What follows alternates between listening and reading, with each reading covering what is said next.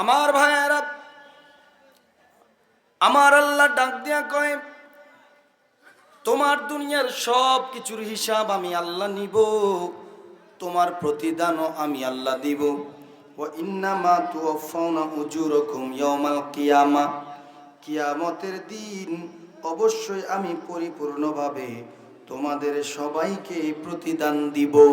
আমার আল্লাহ যে বলছে প্রতিদান দিবে, এটা সত্য নাকি মিথ্যা? দুনিয়ার জমিনে তুমি এখন চুরি করো, ডাকাতি করো, মিথ্যা বলো, জিনা করো, মদ খাও, তুমি সুদ খাও, হারাম খাও, গান বাদ্য করো, তুমি যা কিছু করো না কেন, পীরের পায়ে সিজদা দাও, পীরের পূজা করো, দরবারের পূজা করো, কবরের পূজা করো, আল্লাহকে বাদ দিয়ে গায়রুল্লাহর ইবাদত করো, আমার আল্লাহ কয় আমি তোরে ছেড়ে দিলাম। হাসরের ময়দানে উঠবি যেদিন, সেই দিন তোরে ধরবো, ওই দিন কিন্তু হিসাব না দিয়া যেতে পারবা না, ঠিক কিনা? হিসাব দিতে হবে কিনা বলো? তো আমার আল্লাহ ডাক দিয়া কয়, বান্দারে, ওই আমার মুমিন বান্দা, তোর হিসাবের জন্য যদি আখিরাতে আসতে হয়, তাহলে প্রথম 1 নম্বরে তোমার মরতে হবে। মৃত্যু ছাড়া আখিরাতে প্রবেশ করার কোনো মাধ্যম নাই। আল্লাহর নবী বলেন, মানুষ 2 ভাবে মারা যায়। কয়ভাবে?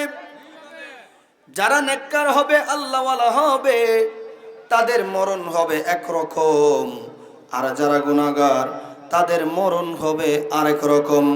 এবার আমার কথা যদি মাথায় ঢুকে আর বুঝে থাকেন, একটু সাক্ষী দিয়া বলেন তো, আমরা নেককার নাকি গুনাহগার? কথা কয় না, নেককার নাকি গুনাহগার? চেষ্টা করা লাগবে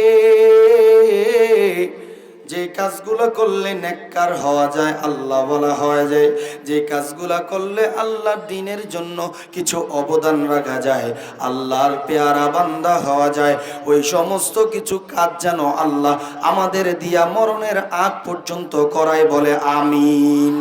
আর একটু আওয়াজ করে বলেন আমিন।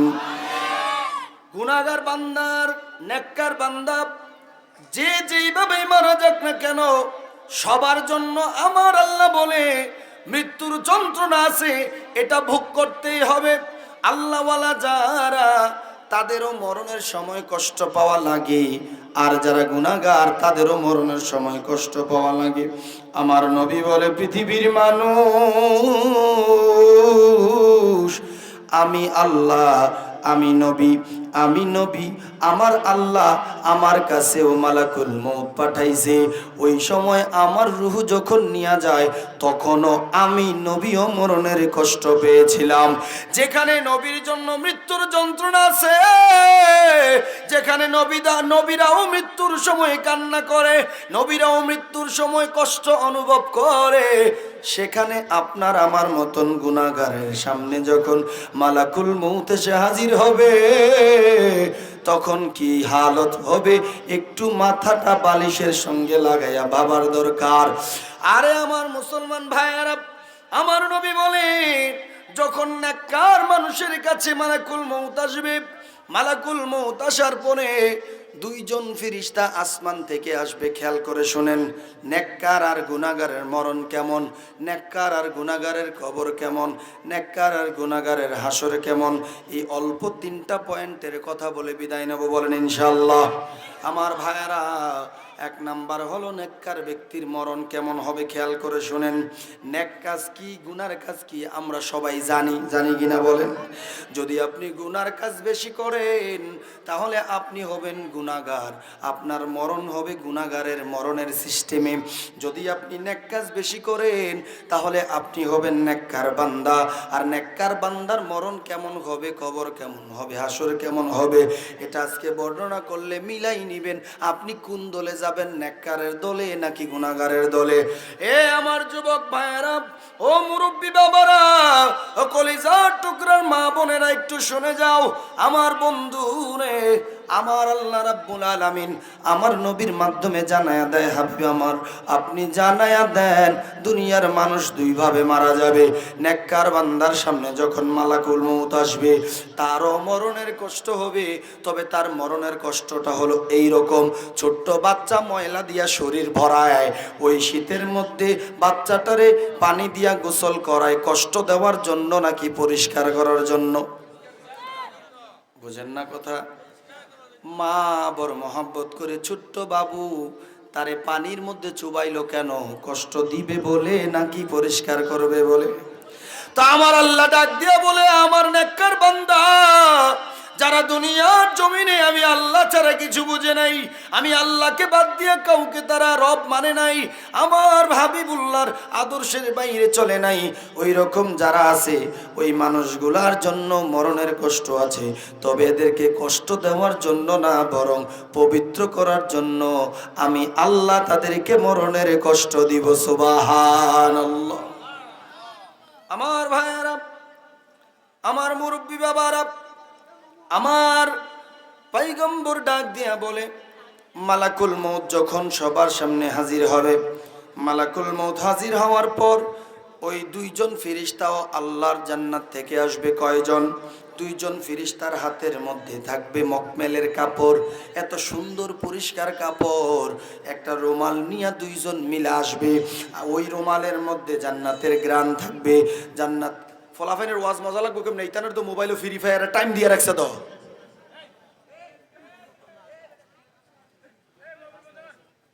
ফাইজলামি আলাপ, দাঁড়ায় থাকবো আই একটু বসবো না। আমার ভাইয়ারা, এদিক দিয়ে তো আমার নজরটা রাখতে হয়। সবাই তো আপনারা এই পাশে বসছেন, এই পাশে জায়গাটা একটু ঠান্ডা মনে হয়, তো এদিক দিয়ে যদি আসা যাওয়া করে বা দাঁড়াই থাকে তো আমার নজর তো ওইদিকে যায়, আলোচনার সমস্যা হয়ে যায়। আমার ভাইয়ারা, আমার নবী বলেন, দুইজন ফিরিস্তা যখন আসবে, দুইজন ফিরিস্তার হাতের মধ্যে থাকবে মকমেলের কাপড়, ওই কাপড়ের মধ্যে জান্নাতের মেশকাম্বরের গ্রান। এত সুন্দর কাপড় নিয়ে কয়ে যায়, আসমানের ফিরিস্তারা ডাক দিয়া কয় কোথায় যাও? কয় বাখরনগরের মীরের পারে অমুক আল্লাহর বান্দা, নেককার বান্দার রূহ আনার জন্য আল্লাহ মেহমান বানাই আমাদেরকে পাঠিয়েছে। সুবহানাল্লাহ। যেই ব্যক্তি দুনিয়ার জমিনে হবে নেককার, আমার আল্লাহ বলেন আকাশ ওই বান্দার মৃত্যুতে কান্না শুরু করে দেয়। সুবহানাল্লাহ। দলিল কি? আমার আল্লাহ নিজেই কোরআনের মধ্যে বলেন, ফামা বাকাত আলাইহিমুস সামাউ ওয়াল আরদু ওয়া মা কানু মুনযারিন। যারা আল্লাহর পিয়ারা বান্দা, যারা আল্লাহর প্রিয় বন্ধু, যারা দুনিয়াতে নেককার বান্দা হবে, তাদের দুনিয়া থেকে বিদায় হতে দেরি হবে, দুনিয়ার জমিনে কম্পন সৃষ্টি হতে দেরি হবে না। কম্পন হিসেবে যদিও আমরা দেখি, এটা ভূমিকম্প নয়, বরং জমিনের কান্না, ঠিক কিনা? আল্লাহর প্রিয় বান্দা যারা, তারা যখন দুনিয়ার থেকে বিদায় হয়ে যাবে, তারা যখন দুনিয়ার থেকে আল্লাহর ডাকে সাড়া দিবে, যে কোনো ভাবেই মারা যাবে না কেন, আমার আল্লাহ কোরআনুল কারিমে দলিল দিয়া জানায়া দেয়, ফামা বাকাত আলাইহিমুস সামা। যারা গুনাহগার, যারা হলো আল্লাহর বিরোধী, যারা রাসূলের সুন্নাত বিরোধী, যারা আল্লাহর দ্বীন বিরোধী, তারা যদি মারা যায়, আসমান কাঁদে না, জমিন কাঁদে না, তাহলে কার জন্য কাঁদে? যারা আল্লাহওয়ালা নেককার বান্দা, তাদের জন্য আল্লাহর আসমান কাঁদে। দেখবেন অনেক মানুষ মারা গেছে, সিজনটা বৃষ্টির না, কিন্তু মারা যাওয়ার পরে এমন বৃষ্টি হয়েছে, কবরের দেওয়াটাও কঠিন হয়ে যায়, আছে না নাই? কষ্ট হচ্ছে নাকি আপনাদের? খারাপ লাগে? একটু মনোযোগ দিয়ে শুনিন। শয়তান এমন ওয়াসওয়াসা আপনারে আমারে দিছে, আমরা এমন এক জামানায়, এমন এক সময় আছি, আমার নবী জানায় দেয় এমন এক হাদিস আমার সব সময় মাথার মধ্যে খালি ঘুরে। কয় আমার উম্মতের সামনে এমন এমন একটা সময় আসবে যেই সময় উম্মতের অধিকাংশ মানুষ মসজিদে যাবে নামাজ পড়ার জন্য জামাতে, লাইসা ফীহিম মুমিনুন, কিন্তু অধিকাংশ জামাতে নামাজ পড়নেওয়ালার ঈমান থাকবে না। এই হাদিস প্রমাণ করে দেয় আপনি নামাজ পড়েন, রোজা রাখেন, হজ করেন, যাকাত দেন, দান সাদাকা করেন, কিন্তু এগুলোর মাঝখানেও আপনি এমন না কিছু করেন ওই কাজের কারণে আপনার ঈমান চলে যায়, ঠিক কিনা? আমরা এডি কইলে কয় হ্যাঁ এবার আনছে খালি আমরা গুতানে লেখা এই সমস্ত কথাবার্তা। কিন্তু রসুল্লাহ বলে, এখন তো রসুল নাই, রসুল হাদিসটা রেখে গেছেন। রসুল বলে আমারই উম্মতের মধ্যে এমন একটা সময় আসবে এরা মসজিদে যাবে, জামাতে নামাজ পড়বে, কিন্তু আমি রসুল বলছি লাইসা ফীহিম মুমিনুন, এরা একজনও মুমিন থাকবে না। শুধু শুধু নামাজ পড়ে, রোজা রাখে, হজ করে, যাকাত দেয়, কিন্তু মাঝখানে শিরকের গুনাহ করে। আমি আল্লাহ যেটা হারাম করেছি এটাকে হালাল বলে তারা ওই মদ থেকে যেটাকে আমি আল্লাহ হারাম করেছি এটারেতে ওষুধের মতন করে খায়, হালাল মনে কইরা খায়। কিছু মানুষ এমন আছে তারে যদি কয় তুই বাথরুমে বইয়া বিড়ি টানস কেন, তে কই যদি এটা টান না দেই বাথরুম ক্লিয়ার হয় না। এমন গুনাহগার নাফরমান আছে নাকি নাই? থাকলে বলা আছে নাকি নাই? আল্লাহ যেটাকে নিষেধ করে এটারেতে ওষুধ বানায়া খায়। বাথরুম না হইলে তুই ডাক্তারের কাছে যাবি, প্রস্রাব না হইলে তুই ডাক্তারের কাছে যাবি, তুই বিড়ি খাস, তুই নিজেই একটা বিষয় আবিষ্কার কইরা আল্লাহর আদেশকে পিছনে ফেলে দিলি। ভাইরে আমার আল্লাহ বলে যদি তুমি নেককার হও তোমার মরণ হবে সুন্দর। কেমন মরণ? ওই মরণের সময় যখন দুইজন ফেরেশতা আসবে, আমার আল্লাহ কোরআনুল কারীমে জানায়া দেয় যারা নেককার হবে, আল্লাহওয়ালা হবে, আল্লাহকে রব বলে মানবে রে। আল্লাহ বলেন ইন্নাল্লাযীনা ক্বালু রাব্বুনাল্লাহ, নিশ্চয়ই যারা বলবে আমার রব হলো আল্লাহ। এখানে যারা আছেন আপনারা বলেন আপনাদের রব কি? জোরে বলেন নাকি? আমার রব আল্লাহ, আপনার রব আল্লাহ, সবার রব আল্লাহ। তারপরেও আল্লাহ বলে যারা বলবে যে রব্বুনাল্লাহ, রব হলো আমার আল্লাহ, তারপরে শুধু তাই নয় ইস্তাকামু, ওই কথার উপরে অটল অবিচল থাকবে। মাইর আসবে, জেল আসবে, জুলুম আসবে, যাবজ্জীবন কারাদণ্ড হবে, আমৃত্যু জেল দেওয়া হবে, ফাঁসির রায় হয়ে যাবে। এত কিছুর পরেও আল্লাহর বিধান ছেড়ে দেবে না, আল্লাহর আইন বাস্তবায়ন মাথার থেকে ঝেড়ে ফেলে দিবে না। আল্লাহর জমিনে আল্লাহর বিধান বাস্তবায়ন করার জন্য যারা কারাবরণ করে, যারা ফাঁসিতে ঝুলবে রে, তারা মৃত্যু পর্যন্ত যদি একমাত্র রব হিসেবে আল্লাহকে ধরে রাখতে পারে, আমার আল্লাহ বলে তোমরা দেখবা তার মরণ হয়েছে ফাঁসিতে, তোমরা দেখবা জেলে মরণ হয়, কিন্তু আমি আল্লাহ বলি না না, তাদের মরণ হয় আমি আল্লাহর সাহায্যে। কোন সুবহানাল্লাহ। বলে কেমন সাহায্য? আল্লাহ নিজেই বলেন নাযালাত আলাইহিমুল মালাইকা, যখন কোনো বান্দা মৃত্যু পর্যন্ত আমি মাওলাকে রব হিসেবে জানে, তারপরে জীবনে ব্যক্তি জীবন, পরিবার জীবন, সমাজ জীবন, রাষ্ট্রীয় জীবন, সব জায়গায় আমি রবকে প্রাধান্য দেয়, আমি রবের স্বার্থ আগে দেখে ওই মানুষগুলো যেদিন মারা যায় আমি আল্লাহ আরশ থেকে আসমান থেকে ফেরেশতা পাঠাইয়া তারে আমি জানায়া দেই আল্লাহ তাখাফু, তোমার কোনো ভয় নাই, ওয়ালা তাহজানু, তোমার চিন্তা নাই, মৃত্যুর সময় ভয় করবা না, কবরে তুমি চিন্তা করবা না, তারপরে হাসরের মাঠে তুমি চিন্তা করবা না। কারণ হলো আমি আল্লাহ তোমার সুসংবাদ দেই, ওয়া আবশিরু বিল জান্নাহ আল্লাতী কুনতুম তুআদুন, আমি আল্লাহ ওয়াদা করেছিলাম যারা আমাকে রব বানাবে মরণ পর্যন্ত ওই রুবুবিয়াতের উপরে কাউকে হাত দিতে দিবে না। সব জায়গায় শুধু আল্লাহ ছাড়া কিছুই বুঝবে না। কোনো স্বার্থের কারণে, রাষ্ট্রের স্বার্থের কারণে, নিজের স্বার্থের কারণে, নিজের সন্তানের স্বার্থের কারণে আল্লাহকে সে ছেড়ে দিবে না। ওই রকম ভাবে যারা আল্লাহকে রব বলে ধরে রাখবে, আমার আল্লাহ বলে দুনিয়ায় থাকতে মরণের সময় আমি আল্লাহ তোরে জান্নাতের সুসংবাদ দিয়া দে। সুবহানাল্লাহ নাই নাকি? সাহাবায়ে কেরাম তারা পেয়েছে দুনিয়ায় থাকতে জান্নাতের টিকিট।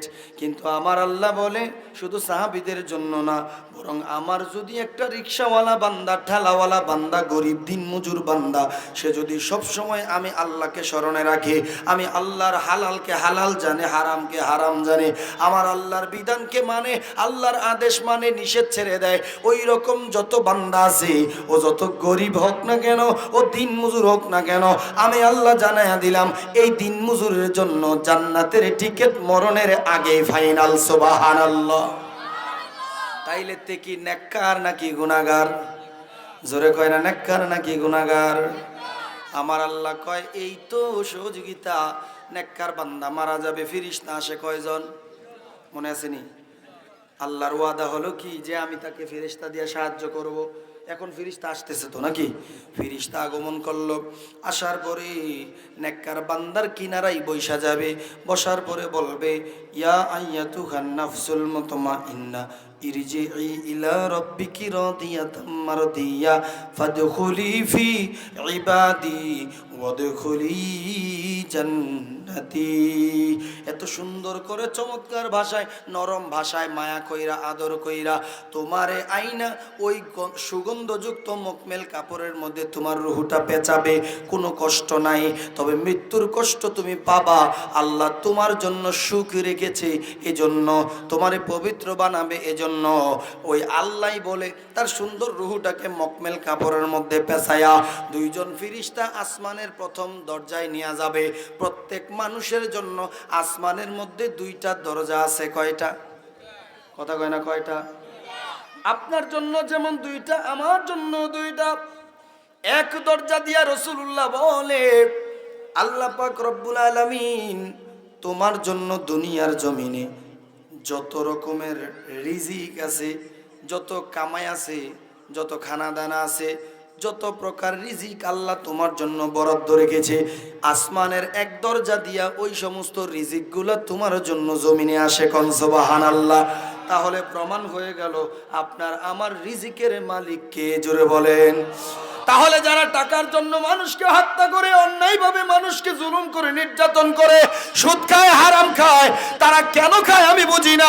আমার আল্লাহ বলে তুমি যা কিছু করো না কেন বান্দা, তোমার জন্মের আগেই আমি আল্লাহ তাআলা তোমার জন্য রিজিকের বরাদ্দ করেছি। যত চেষ্টাই করো না কেন আমি আল্লাহ বরাদ্দকৃত রিজিকের বেশিও দিব না, কমও দিব না। তোমার জন্য যতটুকু প্রয়োজন তোমার চেয়ে বেশি আমি আল্লাহ জানি। তোমার কখন কি লাগবে, তোমার মনে হয় এখন তোমার টাকা বেশি হইলে ভালো হইতো। আমার আল্লাহ কয় না না না বান্দা, এখন টাকা হইলে তুই অহংকারী হয়ে যাবি, এই জন্য আমি আল্লাহ তোরে এখন টাকা দেই না।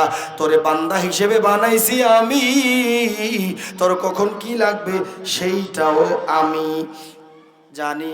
বান্দা মেহেরবানি করে আমি আল্লাহ তোমার জন্য যতটুকু প্রয়োজন ততটুকু রিজিক সময়ে সময়ে পাঠায়া দেয়। এই জন্য আসমানে রিজিকের একটা দরজা আছে, আরও একটা দরজা আছে। ওই দরজা দিয়া আল্লাহর রিজিক খাওয়ার পরে আপনি দুনিয়ার জমিনে কতটুকু নেক আমল করলেন, ওই নেক আমলগুলা ফেরেশতারা আল্লাহর সামনে নিয়ে হাজির করে। প্রত্যেক মানুষের জন্য এই দুইটা দরজা আছে না নাই? কথা কয় না, আছে না নাই? দুনিয়ায় ঘর বানাইছেন, টাকা লাগে, পয়সা লাগে, জায়গা লাগে, কিন্তু আসমানে যে তোমার দুইটা ঘর আছে, তোমার জন্য দুইটা দরজা আছে, ওইখানে তো টাকাও লাগলো না, পয়সাও লাগলো না। এই ফ্রি সার্ভিস দিয়া আমার আল্লাহ তোমার জন্য রিজিক পাঠায়, আমার আল্লাহ তোমার আমল উপরে উঠায়। এই জন্য আমার আল্লাহকে রব মানার দরকার আছে না নাই? আরো জোরে বলতে হবে, আছে না নাই? একটু আমাদের প্রধান বক্তা চলে আসছে নাকি? হযরত মাওলানা এম হাসিবুর রহমান সাহেব তিনি উপস্থিত হয়েছেন। এখন উনি, আপনারা তো ইউটিউব ফেসবুকে দেখেন, উনি যেখানে যায় হাজার হাজার মানুষের সমাগম হয়। আগের বক্তা পরের বক্তার হিসাবে না, আল্লাহ তাআলা আলেমুল আমাদের সম্মান দেয়, সেই সম্মান বজায় রাখার জন্য আল্লাহই মানুষের